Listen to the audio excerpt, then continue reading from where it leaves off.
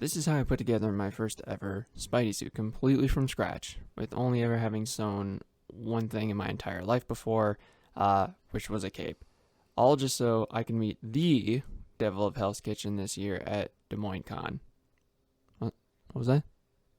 He canceled? Shooting conflict.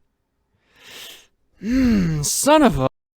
Yeah, so a few days before I began putting this suit together, Charlie Cox had to cancel his appearance at Des Moines Con, which, I'll be honest, was a big bummer.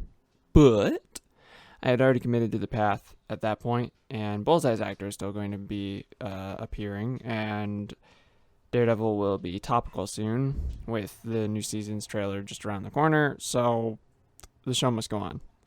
And I guess technically also the trailer did just premiere at D23, so it's definitely around the corner. Up front, I'm just going to say this isn't a tutorial about how to make this, but is how I went about doing it from top to bottom. But this, like I said, isn't really a proper tutorial step-by-step breakdown of how to do this. What I'm saying is you're not likely going to watch this video and be like, yes, this is how I make it. This is just more like a general overview of how I did it.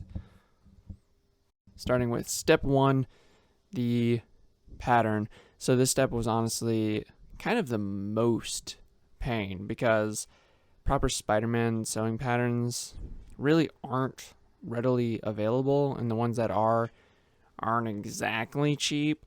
So instead of buying one, I decided to just dismantle one of the extra universal suits I had instead, which I'll be honest, my wife did for me because she thought I would F it up, and maybe rightfully so. Once she had seam ripped the entire suit apart and made like some slight tweaks, so it actually would fit me, it was sort of off to the races. My wife hoards tons of fabric, and I had bought some for a cape for another suit I'm putting together like years ago. So I had a bit left over, and my wife had some left over. She has plenty left over, and she had 3 different kinds of red, to be exact, which was perfect. That's what I wanted. Dee Dee's suit is all red, which is a challenge because if you do everything just like one shade of red, in my opinion, it ends up looking really flat. So I think you have to have a variety to break up that red. And in this version of the suit, it actually does already call for 2 shades of red. So I picked the dark shiny one, and I picked a more muted Liverpool bullet red spandex is what I think it's called. So I went with that. Then I picked another slightly different shade that was kind of between the two for the boots and gloves. And I'll be honest, I had no idea whether or not this was going to turn out. I just had a feeling it might, and I wanted those reds to be different. I will also note, before I go any further, I did modify my plan. So looking at the reference material, we can see like there's basically like 2 paneling, almost like a Deadpool suit, on how the pattern is kind of supposed to be. Originally, I was going to do it this way, but for sewing ever your first ever thing, doing how it shows in the reference material would have actually been kind of a pain. And then the idea was like I could top stitch it, but honestly, I'm telling you now, I ran out of time, so I just didn't do it. And in a lot of photos, honestly, it almost all just looks like one shade of red anyways. So yeah, I just gonna mention that in case anybody was gonna bring up like, oh, you didn't do this. It's like, yeah, I know, okay, I know, all right. I didn't want it, okay? Ran out of time. It's too much work. Moving on to step 2, that's the tracing of said pattern. Real simple, really time consuming. Slap your pattern down on some fabric, trace around it with chalk. That's all she wrote. Step 2.5. After you've traced your pattern, cut out all the pieces. Really can't explain it any better than that. Side note, for the mask pattern, I actually ended up dismantling a spare print costume mask I had. I tried using PSM's pattern for a mask like I did with my wrestling suit, and I just could not get the thing right. So my logic was, well, I tried this 3 times already, and I only have so much fabric. Why not go big and try the more complicated pattern that I prefer the look of anyways? And so, yeah, it definitely was worth it. It didn't turn out perfect, but it turned out way better than the other 3 attempts I tried previously. So, yeah, just side note, for this suit, I didn't use the mask pattern from the actual Universal suit because the hood didn't fit. So yeah, that's what I did for that. I have a lot of those spare masks lying around. So yeah, I just dismantled one of those, and like I said, it ended up working way better than any of the other ones, even though it still wasn't perfect. Step 3 is the lenses. Lenses, I mean, you could do this at any point. I just tried tackling the mask first. So this is actually the first thing that I tried putting together. I've sewn masks before and made my own lenses before, but this time was a little different. The process is more or less the same that I did for my homemade wrestling suit, which will be linked above. But the first thing was to take an image of the suit, blow it up really large on my monitor, and then taped a semi-translucent folder divider to the screen, traced out the shape with Sharpie, and then cut that out, traced around that onto a red folder divider, like semi-translucent, then I took some white peel and stick perforated vinyl, spray painted it with a glossy black, and after it dried, stuck it down over that red divider. Then, looking at the back side of it, I could see where the outline was that I originally traced, and then that's how I cut it out. And so there you have it. You have lenses you can hardly see through, but are pretty neat. And when you can see through them, it looks kind of like you have the 94 Daredevil vision. So yeah, at this point you can, sew the mask and slap them on, like I did. This is, where I spent a lot of my time because I kept coming back to redo the mask. Step 4, we get to actually sewing.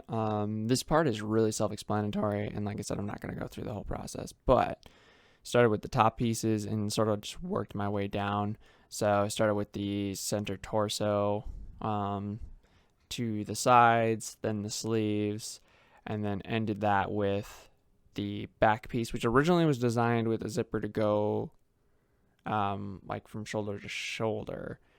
But what we did instead was just cut up the center to accommodate for a straight zip instead, because shoulder zippers suck. So yeah, once you do the upper torso, move on to the pants, and then the boots, which I opted to sew onto the suit, and then the gloves, which I decided to break down into 2 pieces to make it easier to sew. So I broke them down into the forearms and then the actual hand pieces, because gloves really suck to sew, and having the additional piece, it just was a real big pain. If you're wanting a more seamless look, obviously you're gonna have to do one giant glove, but yeah, it was too much of a pain. So after all of that stuff, you move on to step 5 here, which is what I call the doobly bits. So this step you can do this part in any order. I guess you could do any of these in any order you like. This is just more or less how I tackled them. In this step, I handled the logo and the horns, and the billy clubs and such. For the logo, it was actually meant to be a display piece. I just scaled it way down and then split it kind of in half, and printed it out in TPU, so it was a little bit flexible. Then I sprayed it with Flex Seal before I painted it red to kind of get it smoother. I definitely could have done like more layers of Flex Seal to get it like really smooth, but I'll be honest, I kind of liked the in-between texture of some of the print lines showing through. But yeah, if you wanted this really smooth, it takes probably like 4 layers, I guess, maybe, depending, just in my experience. But yeah, I was good calling it here. Again, time crunch wasn't a big enough deal for me. Also, in my experience, you want to paint the Flex Seal within 24 hours before it completely cures. So that way when it bends and moves, the paint doesn't crack or anything like that. Horns was a file I bought off Etsy, scaled them way down, printed them out in TPU, did the same thing. Same kind of here. I could have definitely done more layers of the Flex Seal, but I got them looking, decent from 5 to 10 feet. So that's all I really cared about. I would recommend maybe spraying them while they still have supports. That way it's a lot easier to paint them and they're not falling over and such. It's kind of, it's a little touch and go doing that without them. So once that's done, you're going to want to outline where your horns go on your mask. I wore the mask and then had my wife outline where they went.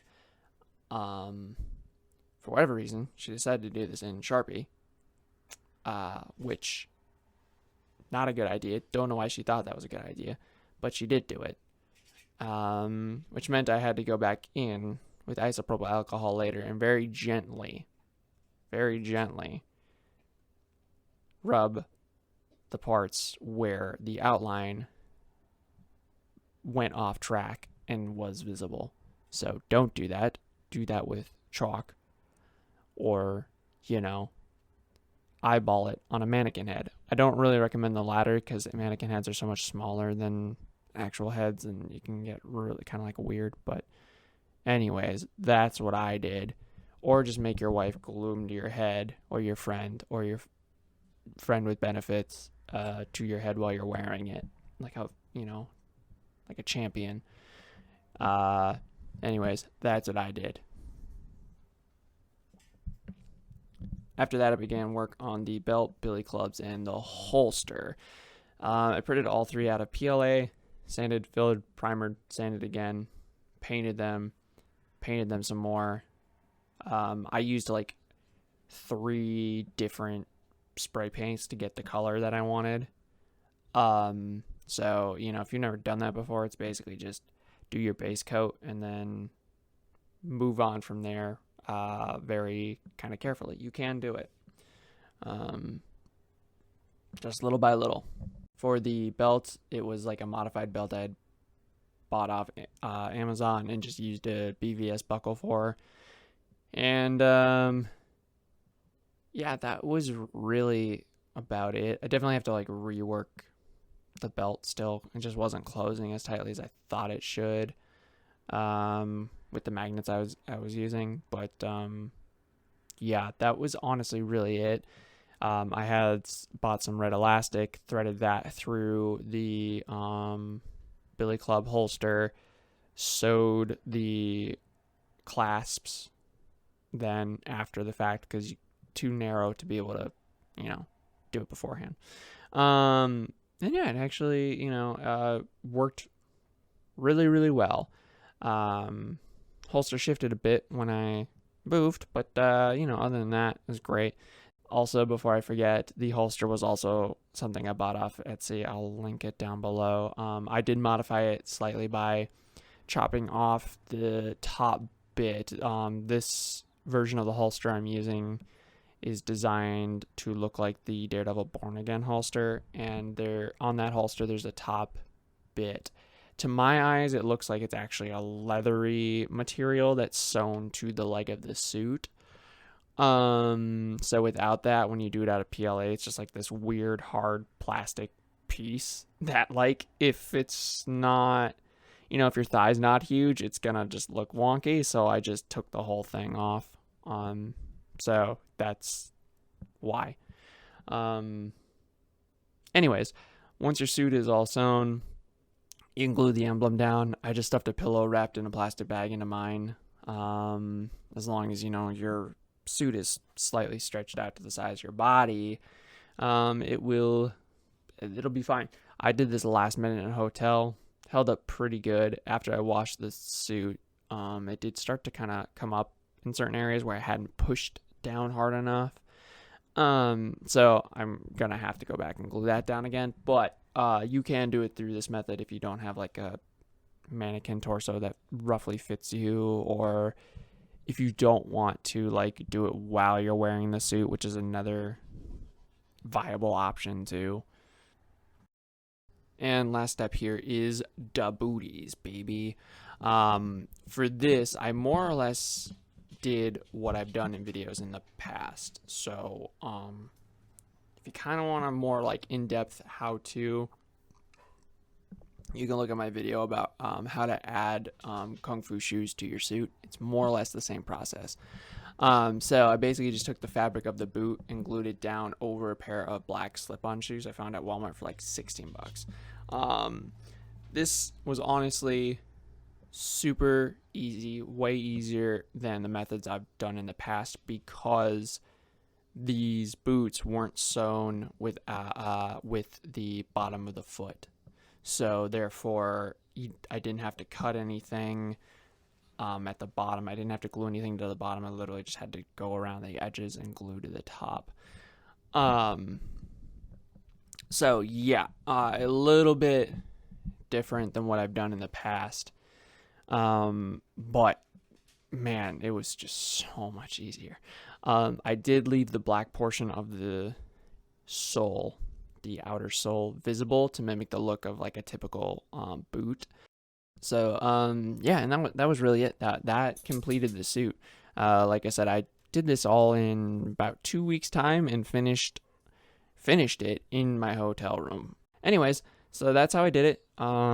Stick around the channel to see more suit reveals and more suits made from scratch. Also, maybe more unboxings. Who knows? Leave a comment down below. Have you ever made your own Spider-Man costume from scratch?